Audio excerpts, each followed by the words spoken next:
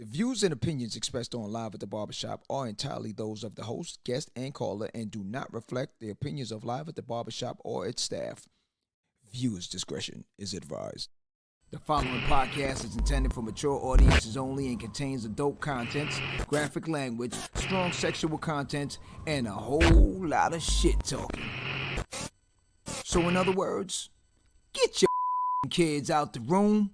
Live at the Barbershop with your hosts, Misha J, Aaliyah, Black Republican, and those two crazy Caribbean guys from the Q&N show, Norris and Q. And now, the man of the hour, Mr. HNIC, Mr. Sleep When You're Dead, Hustle Now, the magnificent. Yo, son. What's up with all that? I was just trying to amp it up, you know, like... Oh, okay, all right, yeah, all right, I'm with that. John, live at the Barbershop podcast.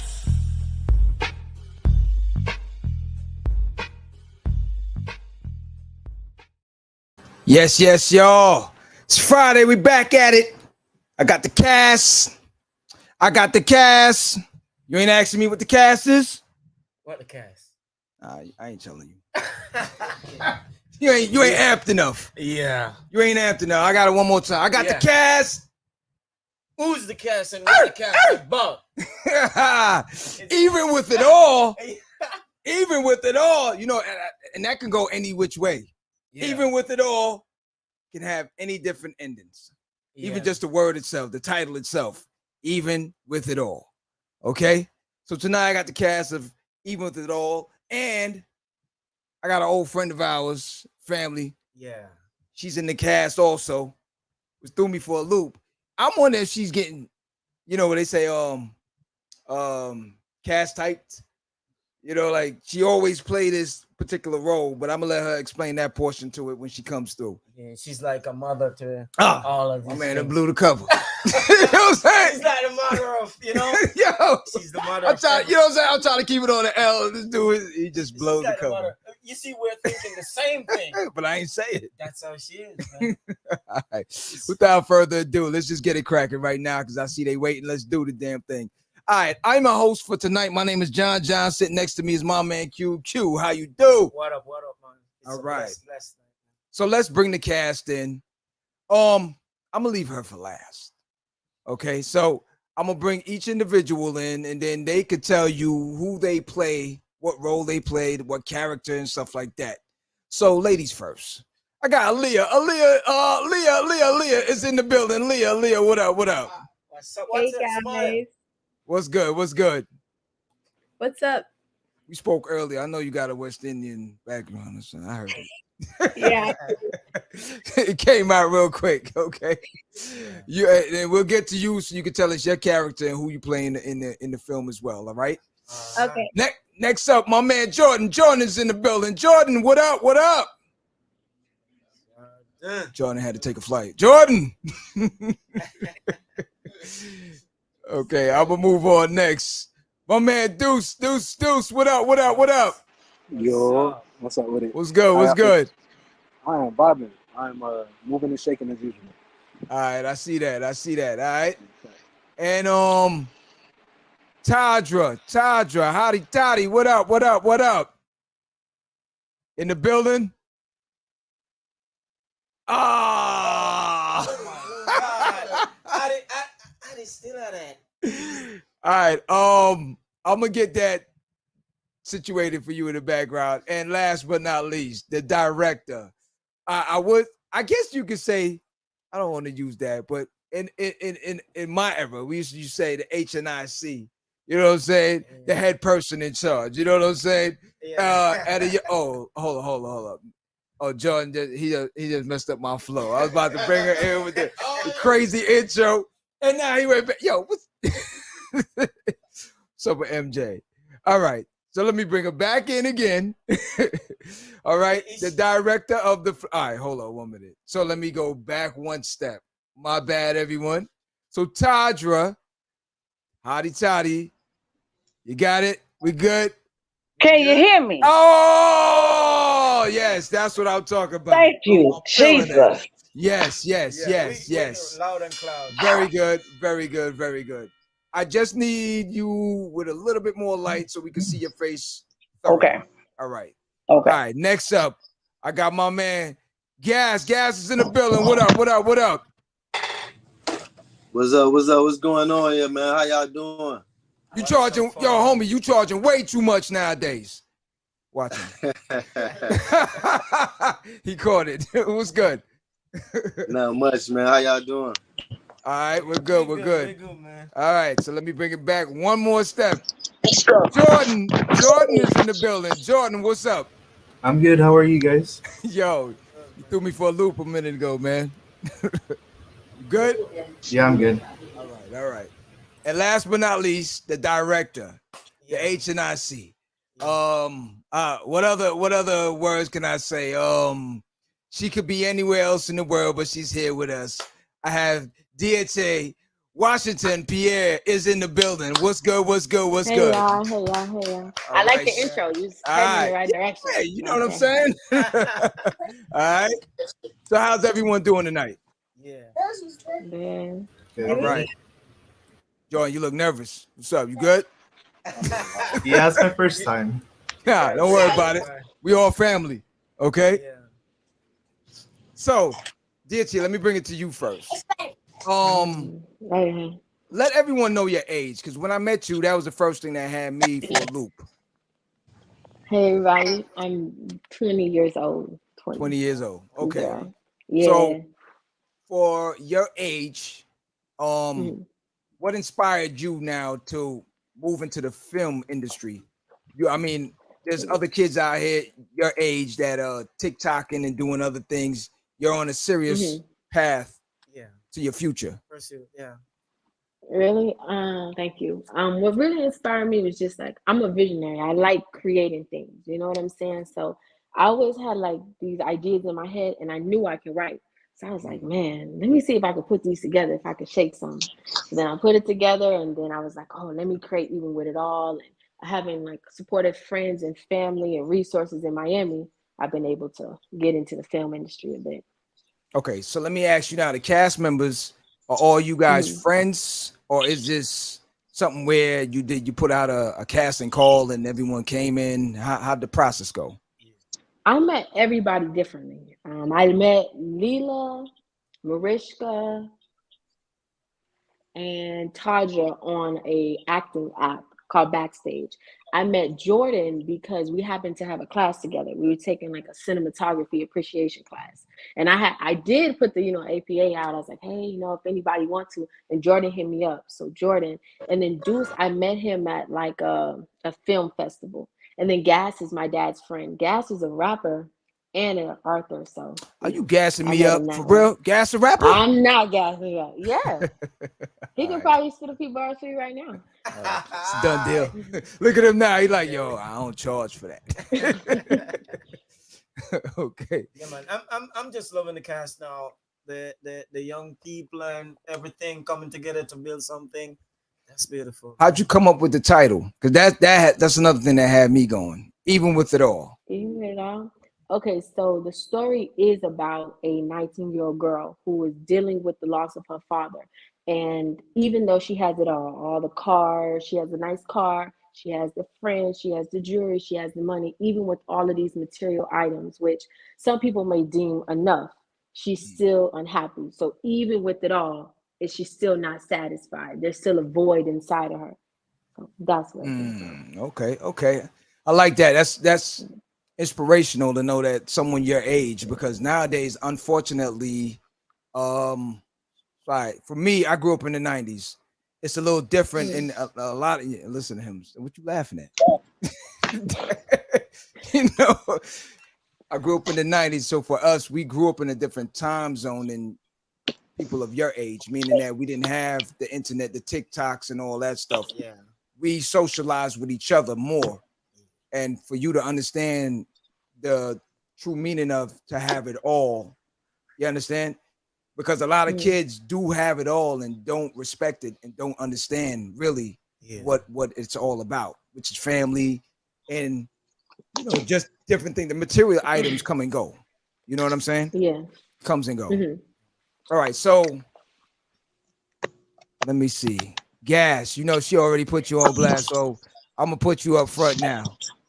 Okay. So what character do you play in the film? Well, I actually play the dad. He has he ends up dying. So he get diagnosed with cancer, and so I die in the movie actually. So Oh, No, that's okay. like yes. that's the, Oh, hold on. Yeah. Yeah. Spoiler alert. Spoiler Oh alert. my God. Yeah. Okay. We can't. Didn't hear that. Let's rewind that. Still watch the film. Still watch the film. He's lying. We gonna Hey, yo, hold on. You gotta give me that DMX part. What he said, yo, she's lying. No. So rewind. Yes. What's your character? I'm saying, but y'all still got to tune in to see, Yeah, we go. That's how, facts. how, you know what I'm saying? Like, people could die a million ways, you know what I'm saying? It's a million ways to die. I like the comeback. I like that. Yeah. That's good. All right, so let me ask you now: are you the acting portion of life? Is this a regular thing for you, or was this your first time doing it because she came and asked for a favor to say, "All right, I'm doing this film. Can you just assist me in this?" How the process work for you guys? I mean, I don't act usually, but I think we all like have that acting bug, you know what I'm saying, depend on, making music. I Right. paint a lot of pictures, so the acting, it really wasn't that hard, but I ain't gonna say I was a professional.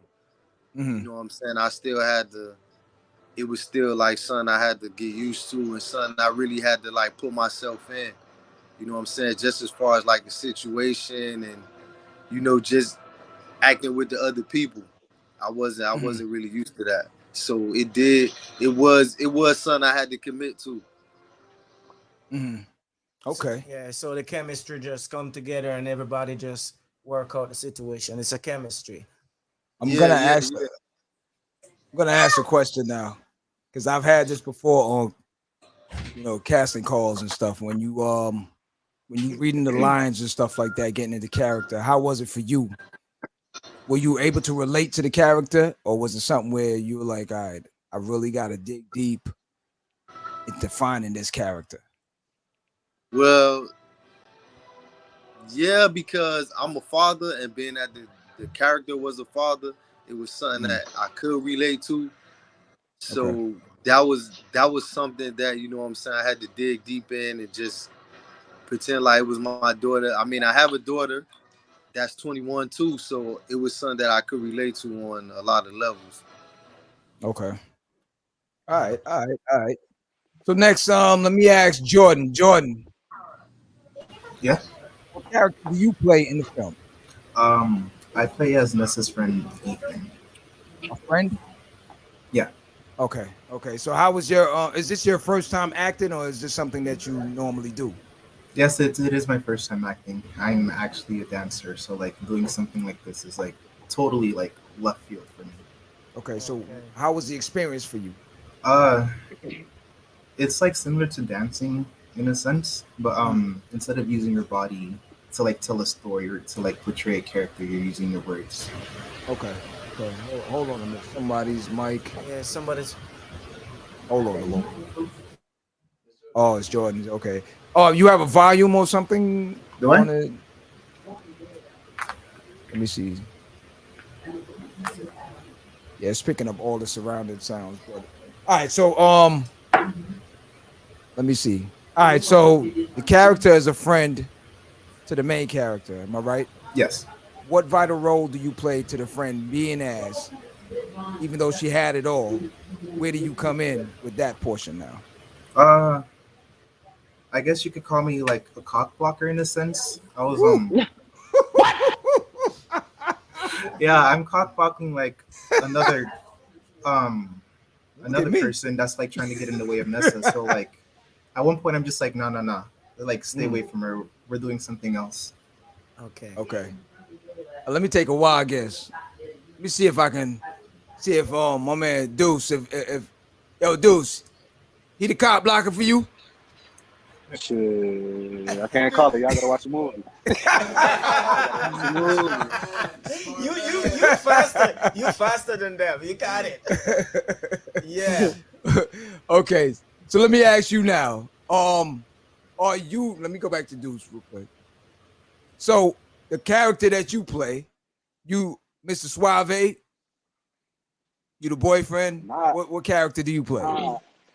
Nah, even I'ma say love interest. You feel me? Okay. I'ma say love interest. That's the best pimp way to talk. put Pimp it. talk right there. Yeah. You feel me? Love interest. Type vibe. Okay. Nah, but it's Acting. definitely an interesting role. I enjoy it. So the acting portion of it, are you a normal actor or is this something first time for you as well? So I got a crazy story. I literally had started modeling and acting like I did a little bit in college on something, you feel me? I ain't even finished college, so I had started modeling and acting maybe last year on some stuff. You feel me? Can I cuss on here? My fault. No? Okay. No, you good. You good. Nah, You good. Go ahead. Okay, but nah, but last year some shit that happened, so you feel me? I had wanted to really find my field for real, and I happened to audition. I was already hitting the film festival since I was doing production assistant work in the background. You feel me? I knew what I was finna do, but I went to like an acting thing, and that's where I met Deity. So it was lit. You feel me? We connected there, and then randomly one day she called me. She's like, "Yo, you trying to act?" I was like, "For sure." And then the same day, literally the same day, my modeling agency had put me on my first speaking role right before the short film got filmed. So a nigga was there and then bopped over. So I had my first acting experience that day and my second. You feel me? Divine intervention, and there it is. So the experience on you being on set, how was it? And then here's another question: the experience being on set, and then how was it you taking direction from your friend? The director will say, "Nah, you're not doing it right. You better get it right this time." Yeah. How was it? It's work. You feel me? Like I'm gonna come in. And she told me what time it was. I'm finna be there and get it till it's right. You feel me? That's how I rock. So that's what the type of time I was on. I walked in there and I was excited as well. My first second speaking role. So I felt like extra effort was necessary, and I think it will come together. Like I think it'll be all right. Y'all let me know what you think. You feel me? Tap in with me on Instagram, whatever. If y'all watching all that shit. Most definitely. Definitely, we're going in on it. And last but not least, Layla, what character do you play? I play Nessa. No. Okay. Okay, so tell me now. It's me. Can you relate to the character?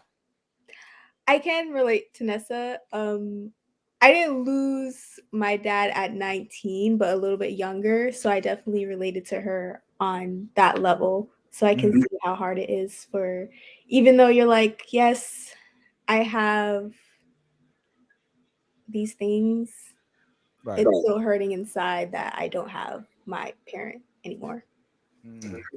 So now let me ask you now, when Deity came to you with the script and said she wanted you to play the lead role. Now, acting, is this something that you normally do, or is this a first time situation as well, like everyone else? Yes, this is what I normally do. When she put the casting call up, I came for the audition. The audition itself was fun. There was like two. Hold. I don't mean to cut you. Hold up. She put a casting call up. She ain't call me. What? Like you know what I'm saying? Like, yo, hold up. I ain't get that. You get a call? I ain't get the call. You get a call? No, I didn't. That's foul. Hold up. I could have played like the uncle or something. Like, you know what I'm saying? Okay. A cousin. I need to know what's up the next time. That's foul. Okay. I got you. Yeah, okay.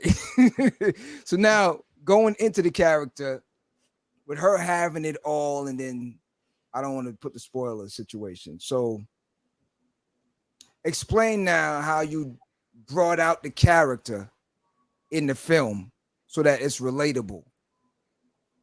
Yeah. If you kind of understand, meaning that now you have to put your own personal life into this character and make it relatable for me as an audience watching this now. Yeah, to get a story. I feel like with Nessa, throughout the story, you can see that she kind of puts up a front. maybe hopefully some people can relate. You know, some your friends, your family look at you and they think you're perfectly fine, but inside she's just hurting. And you really see the breakdown of that facade throughout the movie. Okay. That's interesting because again, within our community, the mental health situation is deep. Yeah. It's very deep. And from what you're explaining, we can see part of that Yeah, when we watch the film as well. Mm-hmm. All right. Tadra, Hottie Toddie. Hottie Toddie I wonder in the what character building. what character you think she played? The mother Nah. of everybody. I think she the aunt. She must be I'm somebody. always Typecast. somebody mama. Somebody's mama. Typecast. So Yeah. now let All me day. ask now, how did the two of you guys come into connection with each other? As far as Who, Deity, how did you even Deity and Tadra, how did the two of you guys come into connection with each other? Is this from the same casting call situation, or do you guys know each other? We don't know each other. I actually was strolling through backstage, and I came across it, and I saw it was in Miami, and I was free, and I was like, why not? But once we started to kind of get into production, we started to see that we had some mutual, like we knew someone in common, which was Redeemer. We knew him in common, just happened to be a coincidence. That's nice to know. So now getting into the film with your background and seeing her young age, because that's what impressed me about her is her age and Yeah. she's really into this. I mean, me and her, we spoke a couple of times on the phone, and I applaud her. And I told her, I said, listen, I am very proud of you, of your accomplishments and what you're doing, because you can be anywhere else with your friends, hanging out, doing all the wrong things, but you're trying to get your future on the right path at an early age. So that's very good. That's you brilliant, know. man. At So the age now, of 20. with your experience going in, what did you see? Like, what can you see from her as a director that you could say, she's definitely on a path? I could see her drive, and her passion, to get a young perspective across to the community. I could see that she had a vision, like, of what she wanted and how she wanted it to be. Even at moments where she might have been like, I'm not sure. She always came back with a sure, this is my perspective, attitude about everything. Deity, let me ask you a question now. Putting together a film, a lot of people don't realize the funding portion of it and the organization behind the scenes. They just see an end product. How difficult was it for you to get the funding, organize all these people, and to have everyone on one accord to have this film finished? Because I remember at one point you were like, you still had to get some stuff done. It wasn't that challenging financially because I had used money that I saved to make it. It still costed me a pretty penny, but thankfully, Say that again. Say that again. Don't fly by that part there. Say it loud and proud. You know, I do odd jobs, I work here and there, and I was saving my money to make the film. So I saved my money, put it towards paying for this, that, and that. Thank you. And that was a bit challenging, but I had that, and then again, like my parents and things like that helped me out, family as well. But what became a bit challenging was trying to organize everything. I have a social organization, so I know how to organize events, but I had never done a film before. So I didn't necessarily know all the ins and outs. Okay, what do we do here? Boom, boom, boom.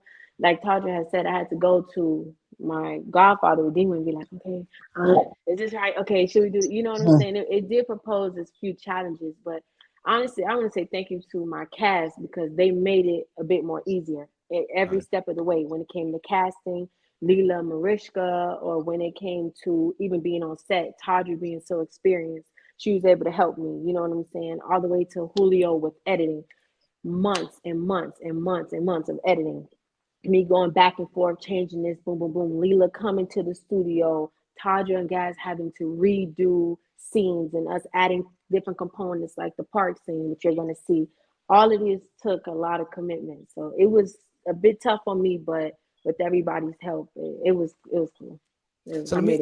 It's just a chemist between everybody. It works out. And I heard you said something that I really admire. Where so filmmaking is not just that. You have more projects behind that. Mm-hmm. Okay. Other things that I do. Yeah. Okay. And you just 20. And you also the support that you get. You said this has family support, friends. It's really good. So people see what the energy in you. Yeah, that's nice. I like that. Yeah. So let me ask a question now from the cast members. What so Layla, real quick, the process from the start to the finish, how many months did it take? It actually didn't take months. Hold on. Weeks? Short. Well, the filming. I got it. Yeah. I know. I'm not trying to give it away. There's a reason for what I'm asking, but go ahead. Go ahead. For the filming, I think it was like a week and a half. And then I had to come in and do the voiceover. So one thing I would say, like a lot of people who don't have that experience, they would like fall behind. Like we have to do 5 more days, but with DT, she was just back to back to back. Like every day she was on it. So yeah, it was 3 days of filming. It took me months. It took them 3 days. Yeah. 3 days. There's a reason why I was going to do that. So the thing with it, people don't realize, like a couple of them might not understand what short film is all about. It's really a short film. It's just I guess like a synopsis of the story that you're telling within a short time frame, rather than a full length film. So there's a reason why I was asking that, just to break it, to get into that before he came and jammed it up. And everybody in here said, it's a short film. I said, I know that. There's a reason. Right? But well, I was gonna do that. So all right, Gas. Let me bring you back in. So, is there anything else while doing the film, did you come into any challenging situations where the character's not coming out the right way? The director has to tell you, no, stop. You got to do this whole thing, because everything can't be pretty on these films. You know, everything can't be everybody's getting along and go. Well, I think the hardest part was just like we had like some intimate scenes with me, Tadra and Layla, where we had to just really like blend in as a family, and so I think that probably was like the hardest part, to make it look natural, because we really ain't know each other. So I think overall it was just like trying to figure out, you know, should I hug her? You know, should I hold her waist? You know, like should I actually put my hand on the booty, like where I put my hand. Yes. So if you need to hang with Tanja and find out who she is. She's the happiest person. You know, person ever. You know, I actually told him go for it. Like for me, I felt like not in a perverted way, but we know that.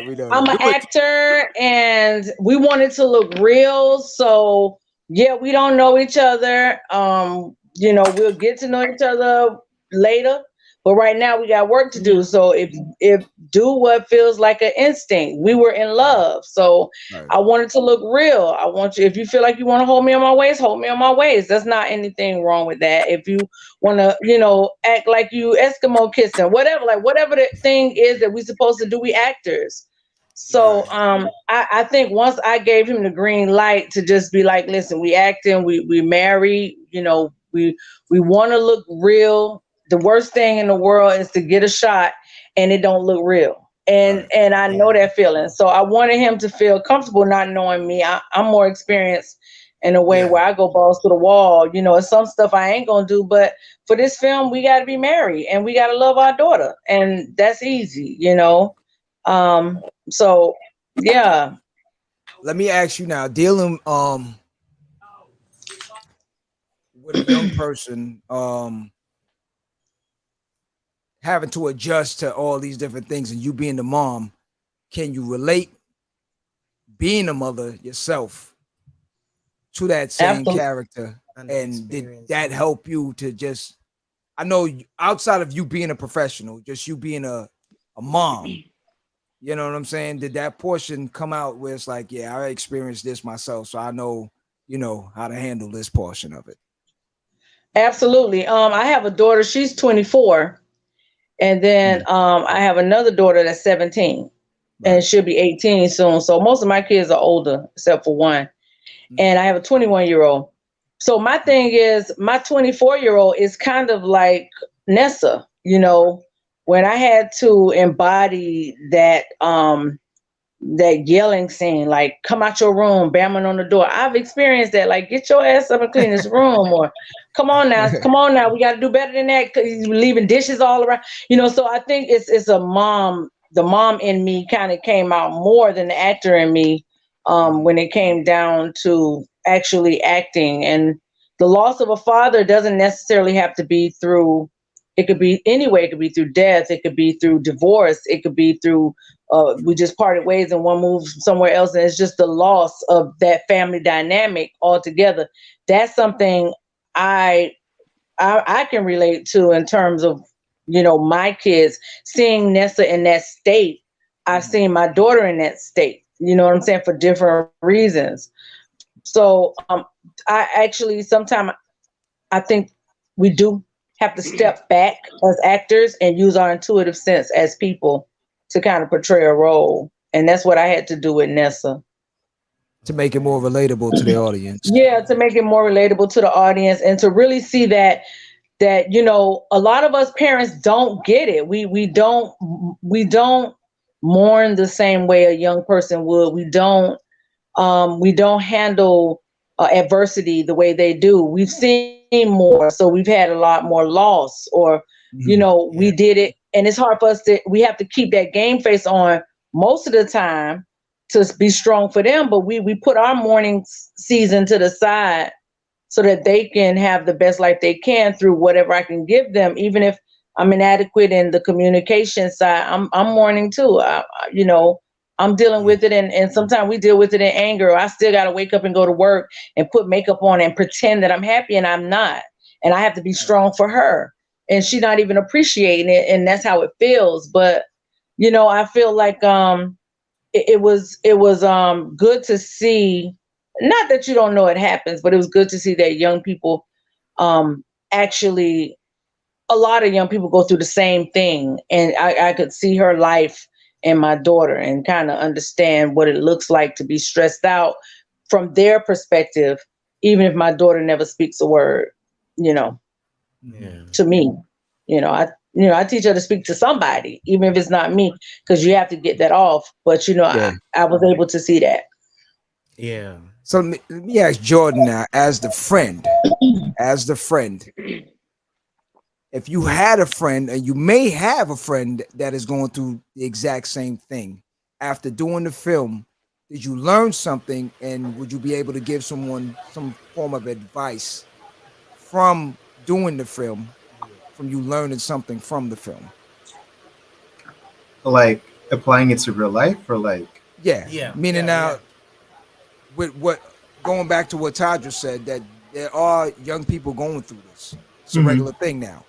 So now you either learned something from the film that you probably didn't realize from doing the film, and now you're saying to yourself, "Oh man, I didn't view it that way." It's like how Tadra said she saw something different. Yeah, I would say like the more generic answer is to like say be there for someone if you need it, but like when you're actually seeing someone fall apart and like you're not actually doing anything, I feel like important to like actually notice the signs of like someone like self-sabotaging, or like someone just like falling into a spiral, and like just being more than being all talk and saying, oh, be there for that person. Like actually go out and reach them and help them out in any way you can. Right. Okay, yeah. It's good advice. Good advice. Deuce. See if he's still there. Yo, All right. Same question for you. Did you learn anything that you can apply to any of your friends, family, or anything like that as far as dealing with Daily life, the yeah. daily situation, the struggles that young people have to go through?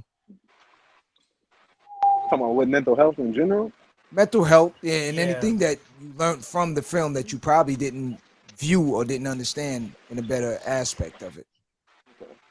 Well, I like analyze film a little bit, so I didn't know what the ending was all the way. So like, I just had my scenes. So I was trying to put together what was going on all the way. I figured it was something around mental health. And I seen how we interacted with each other. So I felt like it was a good thing to address because we don't talk about it as Black people like that. And when we do, it's kind of through a scope that's not really actually solving the issues. It's just more pointing out, hey, we may need to, you feel me? Go to therapy, but nobody Yeah. really takes the steps in families to, you feel me, correct any past misunderstandings, et cetera, et cetera. So it's like it's very relevant for the Black household in general, in a lot of households, you feel me? But I feel like it's dope to have that reflected in the film. So that's what I learned. I was like, I really locked in on just how does this relate to everybody in my experience, or people with different experiences, et cetera, et cetera. So, Deity, let me ask you Okay, now: was that your game plan? See, like how all your friends now are seeing things in a different viewpoint. Was that your game plan in the long run? Yeah, that was my game plan. It is my game plan. And honestly, I'm sitting back here smiling because like it means that what I was hoping for resonated. You know what I'm That's saying? good. Just like Juice and Tadra and everyone was saying, there is a lack of representation or conversation in the Black community, which is why I was so adamant about having a Black cast, having a story that follows a 19-year-old Black girl. Because you've had stories about Black people and things like that, but a 19-year-old girl in 2023 who lost her father. You get what I'm saying? I wanted to create something that had somebody who looked like us, that talked like us. Her friends look like my friends. She be in the same scenes that I be in. You know what I'm saying? So I really, really, really wanted that. And I actually what inspired me to even write even with it all. I was looking at a mental health ad, something like BetterHelp or something like that. And what they were saying was valid. It was good. It was like, reach out, we can connect with you, we have resources.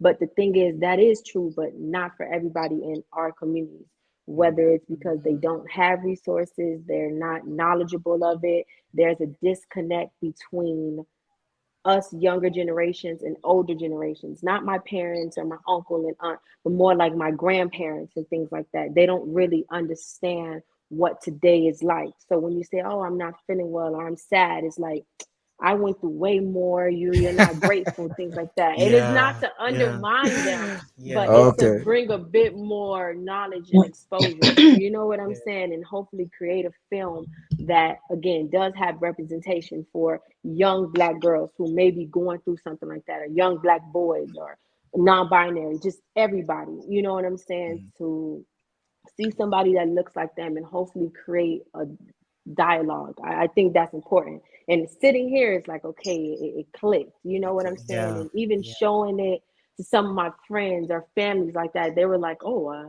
I didn't really even know, or that's something I dealt with. You know what I'm saying?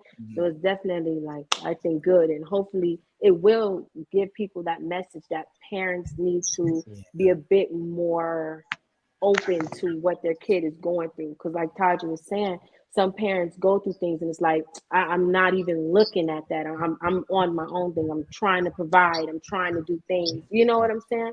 So the kid is kind of neglected. But also everybody's maybe pointing fingers at Taja's character, but she's grieving in her own way. And see, even with it all touches bases on various topics, grief. Everybody grieves differently.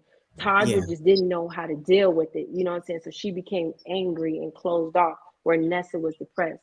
It deals with substance abuse, getting caught up in your vices, People don't understand how easy it is. Too much of anything is not good. It's good to hang with your friends. It's good to go out and party and stuff like that. But if you're using your friends and drugs and alcohol as a distraction, that is the problem.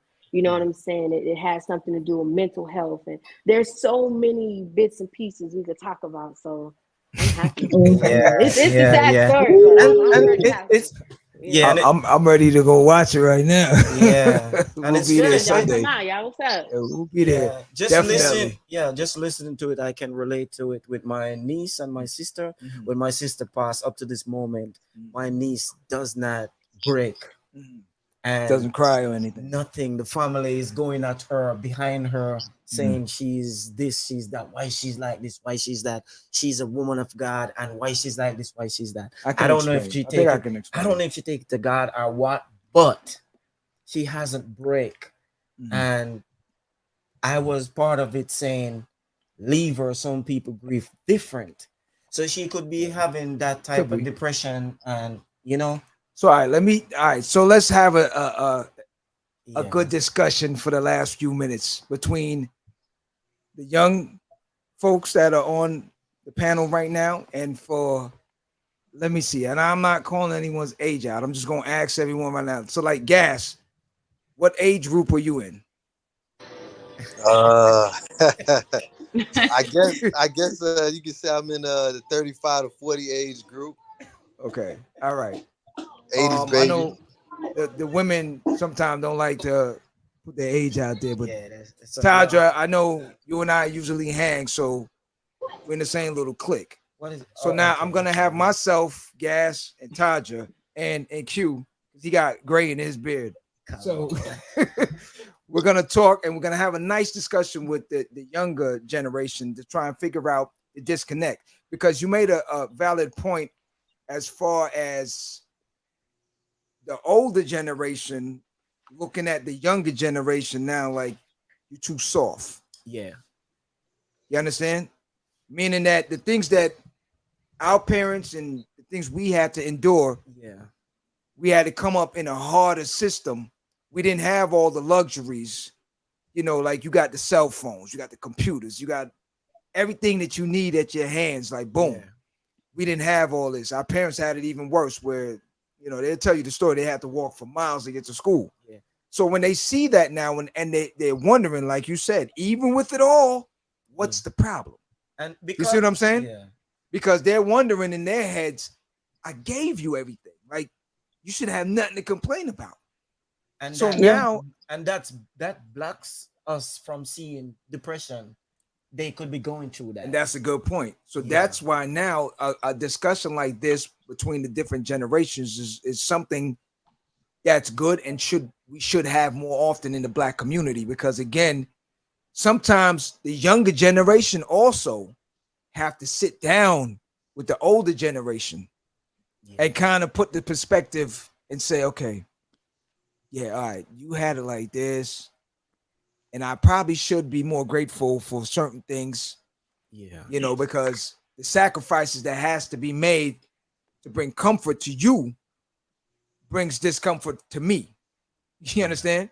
The overtime, the lack of me not seeing my kid, all these different things, you know, the extra bills, all these things just so you can get $300 pair of sneakers to impress your friends. You know, all these things come into play, but because at the dinner table nowadays, the phone is more important than the discussion that we should be having. That's where everything starts to break apart. We don't use the table no more. Everybody in their room. They use a table, but to, you know, to put books and the different things. We don't sit as a family now. And I think with parents, what they need to do now is, I said I was going to implement this with my son. Whenever we're together, the phone goes in the lockbox. You understand? The phone goes in the lockbox. See, look at the young folks. Look at the young, look at Jordan. Look at all the young people already. Look at them. You see what I'm saying? This is what I'm talking about. Look at them. Oh, look, I'm gonna tell you. So like you like put the phone in a lockbox and it's like away from like everyone. Everyone. Yeah, let you see. Look at it. I'm an advocate for that. This is also one of the thing about it that messing up in the black community. We don't use the dining table. No. Everybody goes to their room to eat. Yeah. We don't use the dining table. Everybody goes to, and if we even go to the restaurant, everybody taking a picture of their meal. Instead, we put the phone aside and we talk and eat.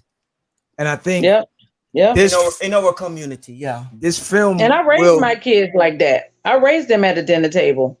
I gave everybody a task. Everybody, you go get the plates, you go get the forks and spoons. You said it, you did, and I raised my kids like that. But over time, that's why I don't let any of my children have a phone until they're 13 years old, because I don't need them exposed to cyberbullying, peer pressure any sooner than I feel they're mature enough to handle. Right. I have an 8-year-old right now. I refuse to give her a phone until she's 13. Everybody did it, and my other daughter, her grades was behind when her 13th birthday came, and I made her wait. And it's because it's only so I'm put on this earth to do a job too, right? As a parent, and those are the little things. I wasn't raised at a dinner table. We didn't eat that way, but I knew that was something I wanted, so I raised my children up that way. And I do tell them to put their phone down when I'm talking to them, because it feels kind of like a disregard. I'm listening, but you still scrolling on your phone. You're not listening, so I need you to put your phone away when I'm talking to you. You see, I'm gonna tell you the age group right here, because Gas, he got the serious face right now. He looking like, I understand what you talking about. Taj, you got a face, I got a face, he got a face, but all the young people on the panel, they all are grinning at the same time. Yes, you were. Yes, you was. Stop lying. You know you was. Stop it. She's trying to be cute with it, but and see me, I'm in the 40 to 50 age range, so I'm right in the middle. You know what I'm saying, of that age bracket. So I don't mind telling them I'll be 46 this year. So for me, I'm 25. See, well, I'm 25 plus 20. Okay, but I often do wonder what they're thinking and what their and I'm not saying that our life was harder.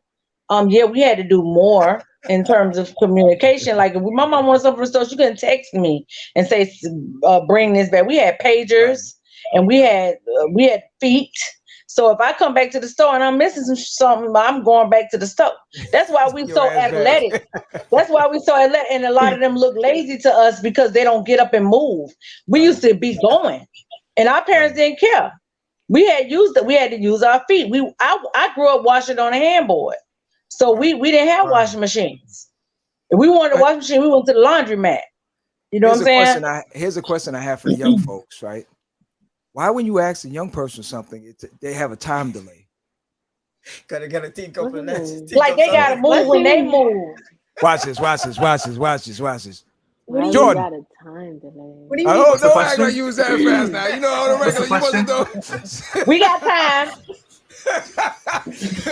Watch this. What's the question? See? Delay. No, we heard the question, but what do you mean by like a time delay? There's like a time delay. When we feel ready. So like when you say something to a young person, right? Like I might say, all right, go wash the dishes. Listen, like anything has to do with chores. Let's say that. I'm not talking about going to the mall. Y'all hear that quick.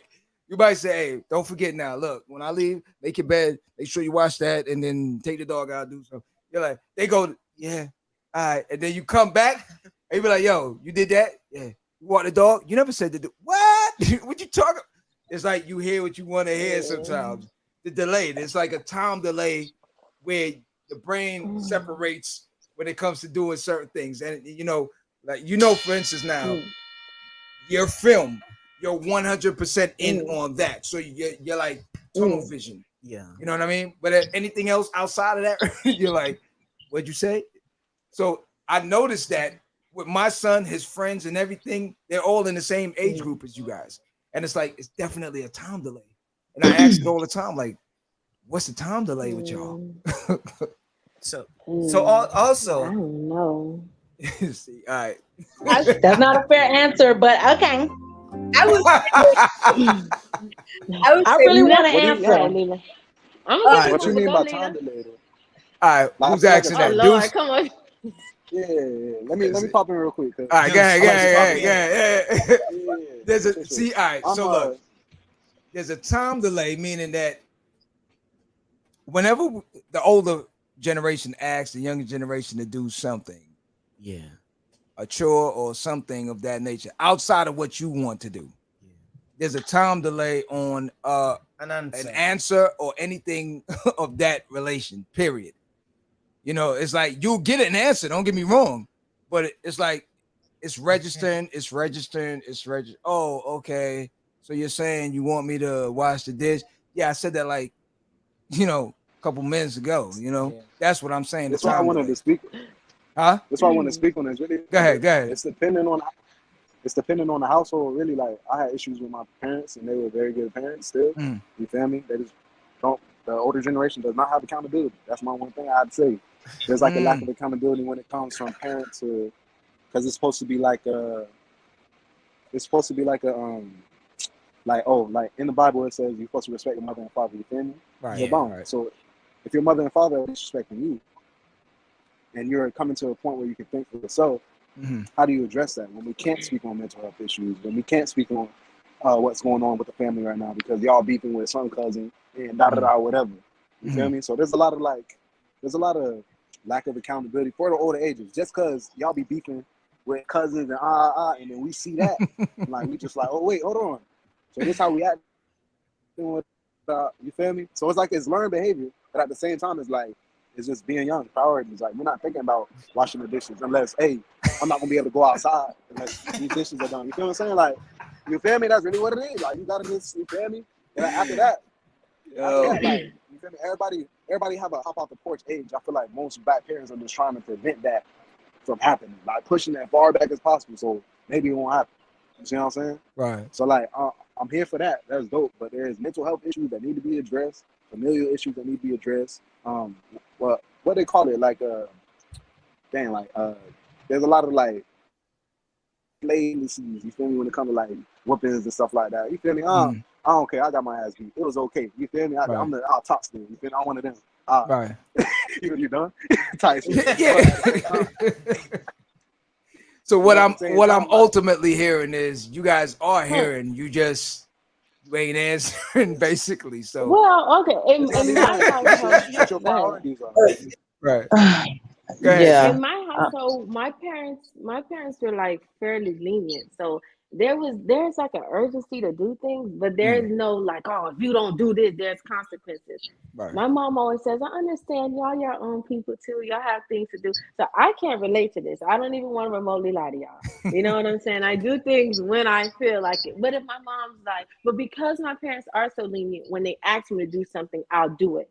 Like, you know what I'm saying? You don't even have to tell me. I'll do it because I understand, like, you give me that leniency. You know what I'm saying? Like, my aunt, she says that. She's like, I just don't get it. I just don't get it. When your mom tell you to do something, why you don't do it? Because I just didn't feel compelled to right now. Do you get what I'm saying? But when I feel like, y'all gave when us the I answer. want to, I'll do it. But my mom and my dad be like, okay, yeah, get to it, Deity. And I'm like, yeah, okay, I got you. And then they're like, okay, it'll get done. You know, there's no trip. Okay, I got a question for. Hold on. Okay. Go ahead, Todd. Go ahead. Todd. Okay. Because I got the trigger hand over here because well, I don't make okay, I don't think they know you as yet, you know. See, okay, so here's the thing. Okay, Deuce, okay. I heard a lot in what Deuce said. Some I agree with, some I don't understand, but I guess my question is because I deal with this. Okay. Like Q said, the kitchen is their rooms now, right? Yeah. So most of them, they like to sit in there. I think we all experienced that, right? Why you can't be responsible for your own dishes? and take them out your room. Okay. And one, why do I have to work a 9 to 5 and then come home and work another 9 to 5? Because your ass ain't compelled to get up. When you had 24 hours in the day, you couldn't give me 2 of them. So that sounds like part of the script for the movie right there. That's my question, because you know what I'm saying? Because I don't feel like I have an issue with the time restraint, because I feel like if I'm going all day and you here all day, that is not a restraint. But why get up and act like, you're doing something when I get home? Now, when I want to cook dinner, I can't cook dinner because the dishes ain't clean. Now you hungry and you want me to spend my good old fashioned money on food out in the streets when we had some neck bones in that Frigidaire that I could have cooked. You get what I'm saying? So it's like, I really do want to understand. Deuce. Because I feel like it is a communication break. And if that's the issue, then why what you have is more important to do with your friends and whatever you have to do than the house being clean. And then when you want to invite people over, that's the only time you feel like you need to clean something. Look at Paul. Look at Jordan's face. And how about you got your own house that you're gonna have one day? That was never my experience, though. Sorry. You can't live in nobody's house for $200 a month and think you can do whatever you want, because you can't do that. But yo, right now it's like you're Jordan's mom's right now. Look at her. He's looking at you like, yo, damn. It's just we be trying to understand y'all. That's it. We be just trying to understand y'all. I don't think we'll ever respond.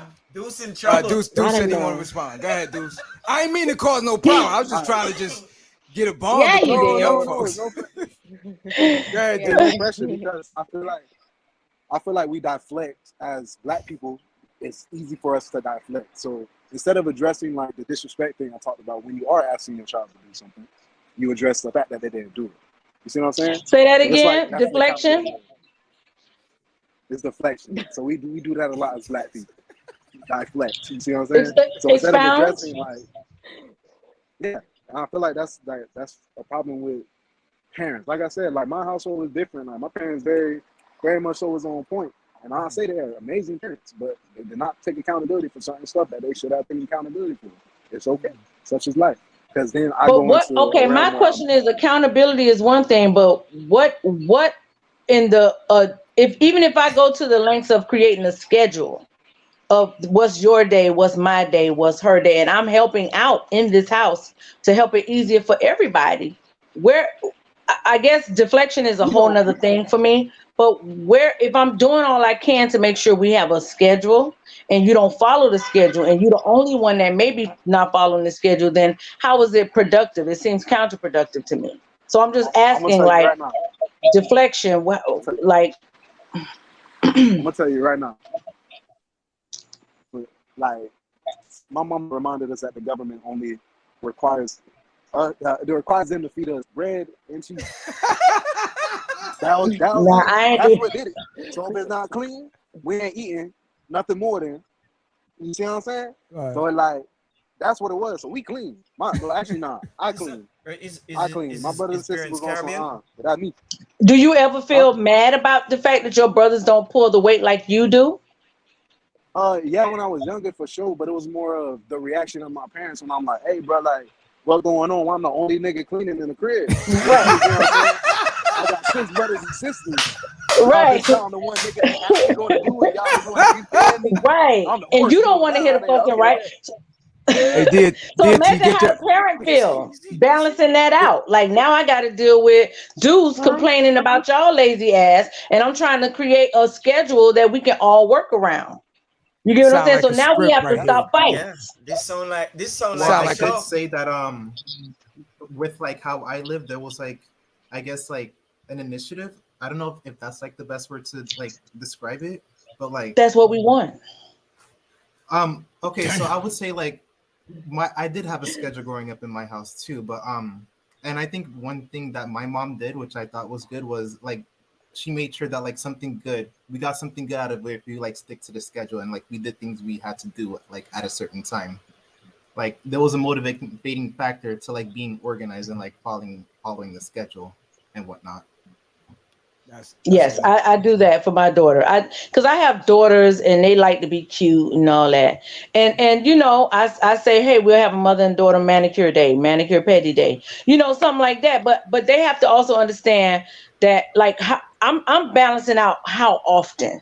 You know what I'm saying? Like, there shouldn't be any reward for you just to initiate. What if I come on and I did overtime, my back is killing me, and you see I can't even walk? The kitchen gonna go without being done. You know what I'm saying? So hey, hold on. Let me just defend these young folks. You know what I'm saying? Because retreat. Yeah, y'all, retreat. let me mute my mic. Let me mute my mic. Let me take initiative and mute my mic. Let me defend the young folks because, you know, I wasn't trying to cause no problem. I was trying to connect us. You know what I'm saying? Now, I feel closer. I feel more connected. Yeah. So, all right, Nessa. Is anybody? I know you got Caribbean parents, so I know in closing now, let me know how it is, because you already know. You know you ain't getting up and not coming out that bed without making a bed and certain things. So I would say for me growing up, it wasn't hard for me. I have a younger brother. We're like 3 years apart. He's like, that time delay hits for him because I think for some people they just like to do it on their time, and if you just keep telling them like, hey, like, let's go, and it's just like, it's really causing the opposite effect. They're like, well, I was gonna do it, now I'm not gonna do it. So but right now we have a schedule, so it helped a lot. And if you don't take out your trash that day, double it, you get the next day. So okay. Yeah. You know what we gotta do? We gotta get the sound bite from Deuce when things don't happen. He said, hey, why they ain't doing anything?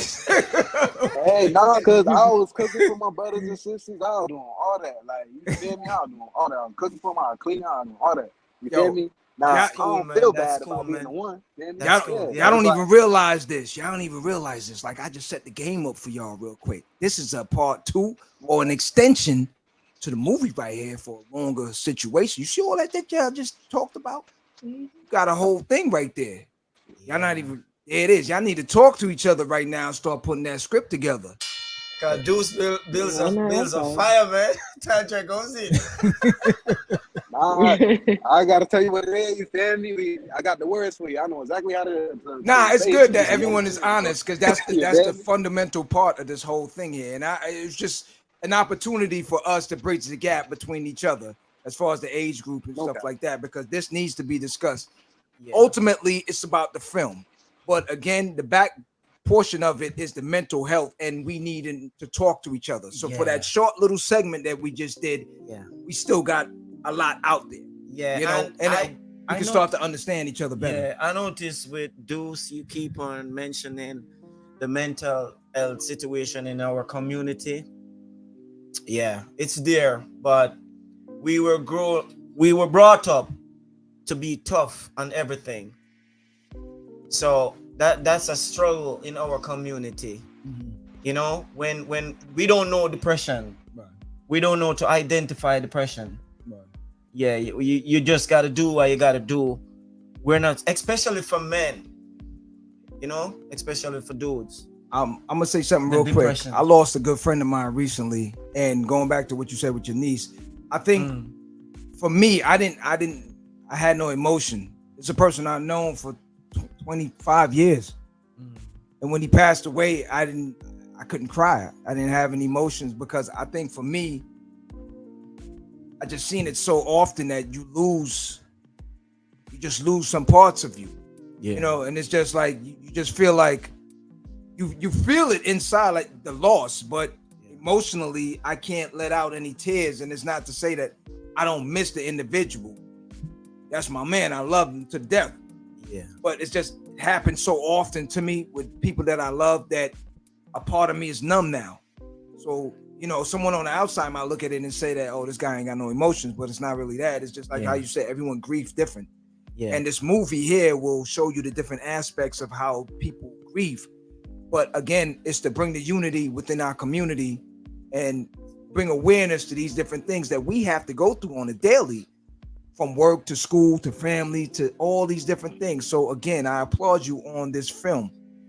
And if you can, plug the film, let everyone know where they can come and watch it, and how they can get it afterwards. What's your game plan for the sequel, the next things, and all that?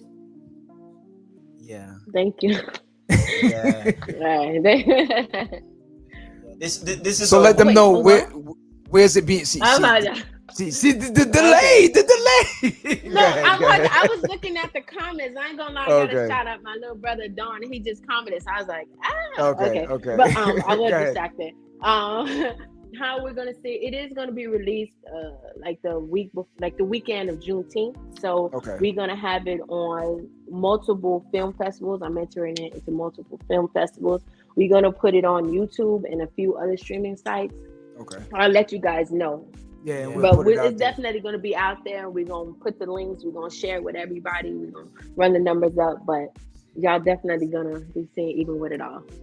You may want to turn this into a little series or something. This is... Yeah. If you're going to put it on YouTube, you might want to do a little series. Yeah. Think about that. And I have 2 more actors. I see y'all. Word up. Yeah. The person that said this podcast, what do you say about this podcast? This is a great podcast. Yeah, we try to keep it, fun, clean, and one thing though, Black Film Festival, do try and get that in their hands if you can. Black Film Festival. The Black Film. Yeah. Writing it down right now. Yeah. That's a definite. They usually come to South Florida all the time, so shouldn't be that hard. All right, so listen, I want to thank everyone from the cast. Thank you very much.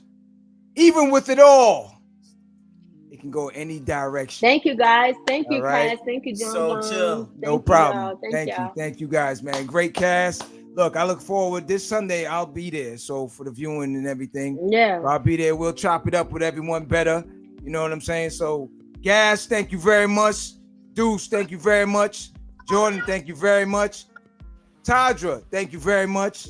Leah, thank you very much. Yes. Thank you very much. Thank you. All right. Thank you. Even with it all, it can go any direction. Theater, thank you very much. Thank you very much. Right. So listen, man, you guys have a great night. We'll see you next Friday live at the barbershop. And be there, be square. Like I say all the time, go out in the world and be somebody. Like these young individuals right here, they're doing it. God bless and good night. Thank you very much. Go out in the world and be somebody.